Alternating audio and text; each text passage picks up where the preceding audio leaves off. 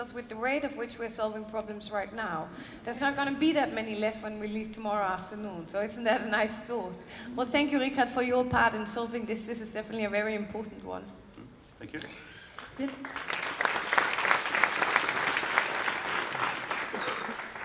Now we're going to look a little bit at the next stage. So what happens with all the water that's going out, all the water that's dirty, and all the water that we are discarding?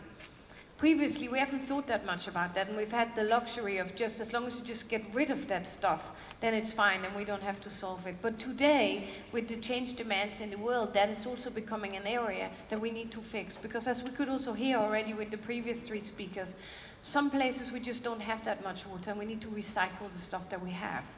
So with me to talk about that, and how we turn waste into a resource, and how we use water and make sure it stays valuable, I've got a very important person here. It's Maria Sätterström Lantz, and she works with something that's a water innovation accelerator. So that means that they're not just creating cool stuff themselves, they're actually helping a lot of different new companies and entrepreneurs and scientists and people who want to do something exciting within that area. And as an entrepreneur, I wish that there'd been that kind of innovators and accelerators when I was starting out. And I'm very grateful for people like Maria to help out and support these young companies today. So big hand for Maria.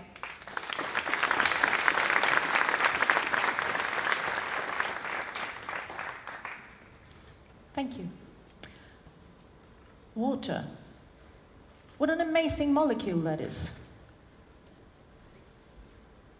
You've been drinking it this morning, I think. Did you think of that? That's the water that has been here since the Earth was created. Same water.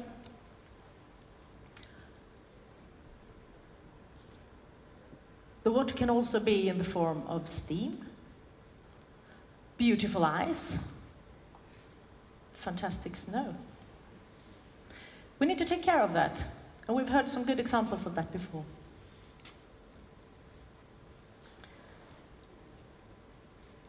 I think that we're in the middle of technology shift now. You've heard of some amazing possibilities, and there is yet so much more to come. We need to take care of those possibilities and help them to meet the market. That's what we are trying to do. I've been told from people that's been working in this field for a very long time that one solution of water, in one way of the word, often helps a problem, water-related problem, in another way, another part of the word. One example could be the showers from Orbital. In the Nordic countries, you're saving energy most. We have a lot of water. In California, in the Arabic states, their invention solves water problem, saves water. And the same goes for a lot of the other water innovations as well. If we can make good footprint and helping to rescue the world and making good business at the same time, I think that's a very good idea.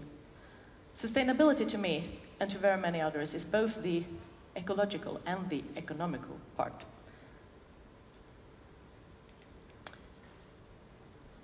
We're all aware of the climate changing and how that affects the world and the water availability right now. That's one of the reasons that UN has pointed out 17 quite impressive goals for us to reach. And I would say that more than half of them is very close related to the water issues. This one, the 6 goals, is of course the most obvious. But we need to solve water problems to help at least half of the others as well. Today, and every other day of the year, 800 children dies due to lack of water and sanitary diseases. 800 children dies every day due to lack of clean water. And that's the children. 2 million people dies every year. 2 million people dies every year to lack of clean water and sanitation. We need to do something about that, and we are doing. What if the solutions of that, not is only technology. That's of course a very important part. But I think that the solutions for some of those goals also lies in business models and creating the right partnerships. We've just been told very, very nice examples from another wind company, Watersprint, how they made business in Bangladesh with Muhammad Yunus, using a completely different business model, making water available, clean water available out in the villages in Bangladesh, also creating entrepreneurs from the women who gets those microloans, making business opportunity, selling very cheap, very clean water, saving lives. That's a good business model. And I think that's one very good way of thinking how to reach those UN goals. And we need different approaches in many aspects. This is a very polluted river in India. I think it's polluted due to the industry for textiles and fabrics, mainly. That's not okay either. There are new ways of doing this. We can use new methods, not that water consuming, and not leaving the polluted water afterwards when taking care of our industries and our needs. And other things as well, not only fabrics. What if we can make cleaning, dishing, and other things in the household without water? Completely without water. What would that be like? I think, not very far away, it would be possible to use new technology, ultra-clean water, ultrasound, electricity, maybe supercritical carbon dioxide, or something else, to do our dishes, to make our laundry, and other things. It's actually already been done. This is another wind company, Daiku, from the Netherlands. They are dyeing, coloring fabric without using any water at all, with supercritical carbon dioxide. It's an amazing technique, and it's really working. They are creating very colorful, beautiful fabrics, very water colors persistent. The color doesn't get away when we wash it. And the potential of this company could also be measured by that IKEA Green Tech has been invested in them.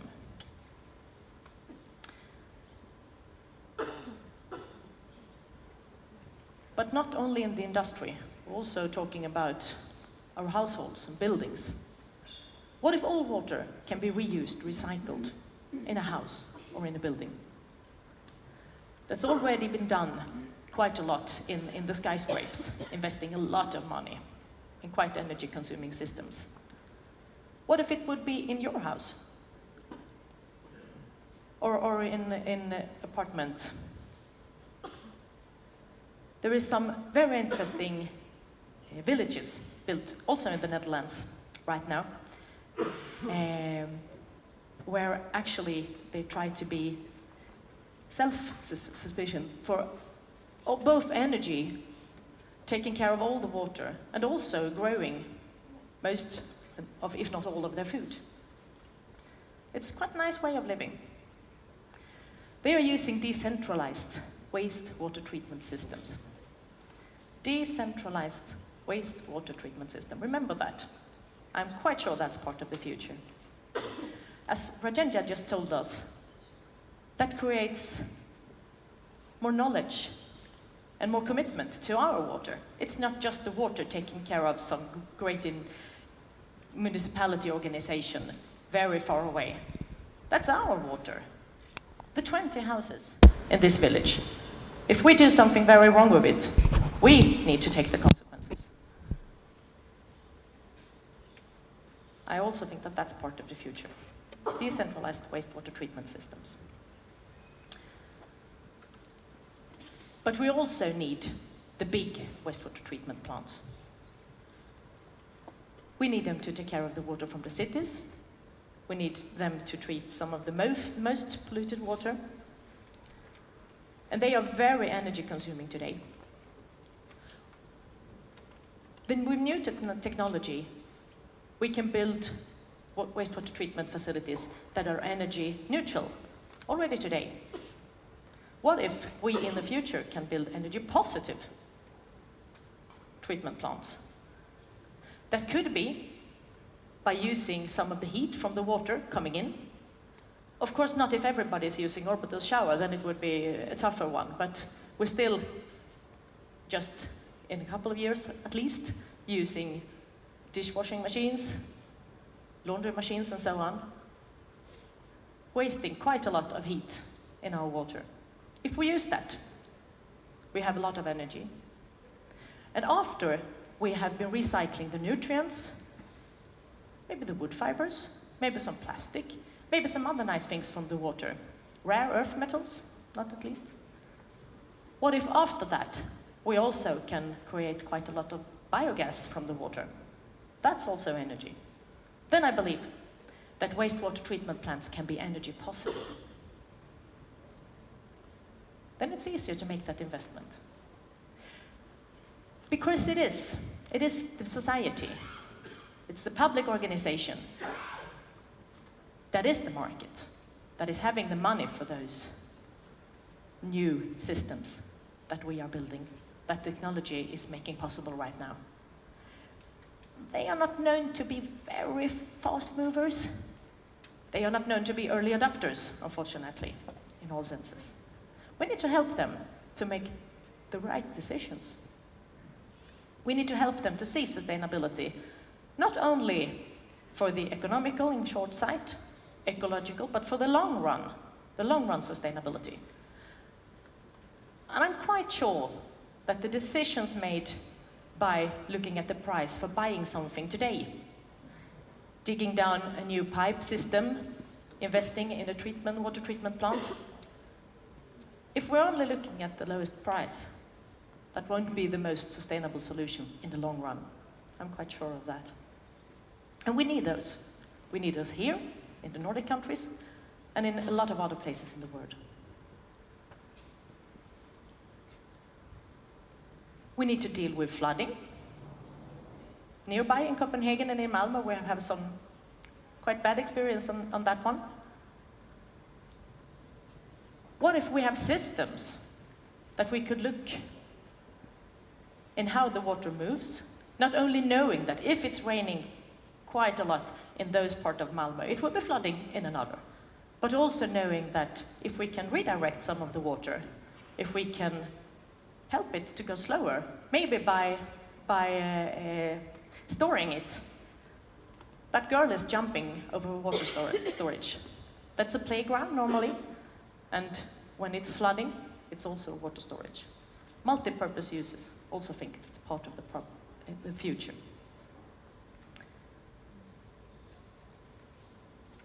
But for those decisions from the public sector, because of the, I should say, almost oligopoly that is existing in that market, and because their need of innovations, we started WIN, Water Innovation Accelerator, to help to point out what the market needs are and to help the innovative solutions to meet that market needs. It was 5 years ago. Today it's a network of 25 partners and 32 innovative solutions, like WaterSprint, like Orbital, like Daiku,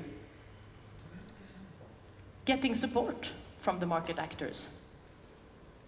It's done as a business network because we think that business is completely necessary for this to be done.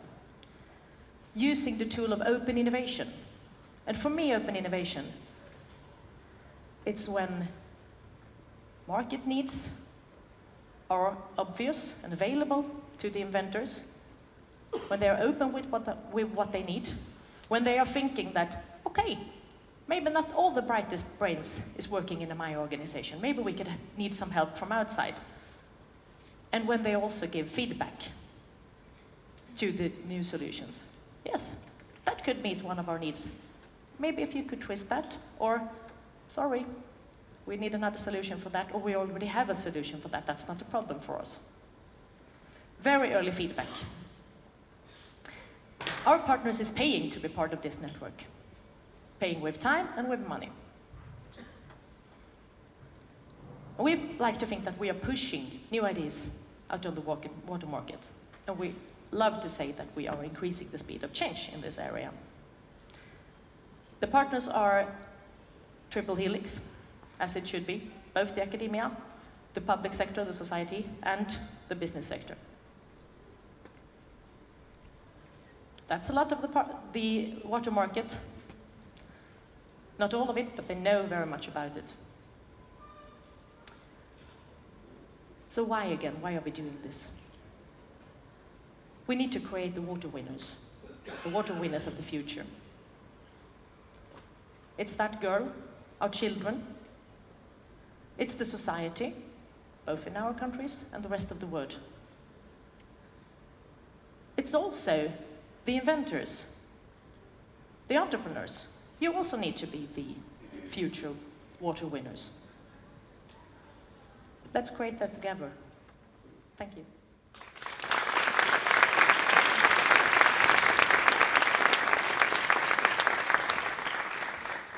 Thank you so much, Maria. To me, you certainly embody what a water innovation accelerator is. And there was one thing that particularly struck me, because I've been disappointed with the mindlessness of climate adaptation. When we adapt, for instance, to a rising sea level, we do that by simply putting out some more concrete. And you show that there's so much opportunities to do very much better. So thank you ever so much, Maria.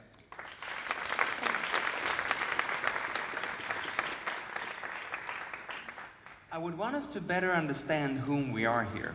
So at the count of 3, I'm going to ask you to say out loud your business title.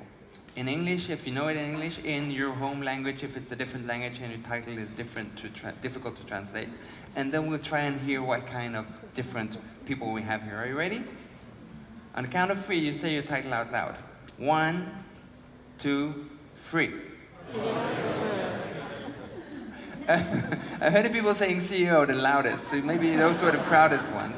But I also heard research directors, marketing directors, policy makers, scientists. We heard the triple helix and so many different versions in here, which means that we have so much ground for what the bridge organizers told us, that we're gonna have fairly long breaks so that we can really make the change happen, really build the bridges that this conference is about. Not only with the speakers, whom are all generously going to share their experiences during the coffee break, but also between each other. After the break, when we come back here at 11, we'll see what a glass of water actually contains. There's a whole invisible world in here. And we'll also see how we bridge science and business with arts. That's going to be exciting. For a few of you, there's also going to be the workshops. In the program, those of you who are going to the workshops, you'll find where it is. And for a very select bunch, there's the roundtable discussion. But most of you at 11 will be back here for the next part of the Clean Accessible Water morning session. Thank you so much. Coffee is there.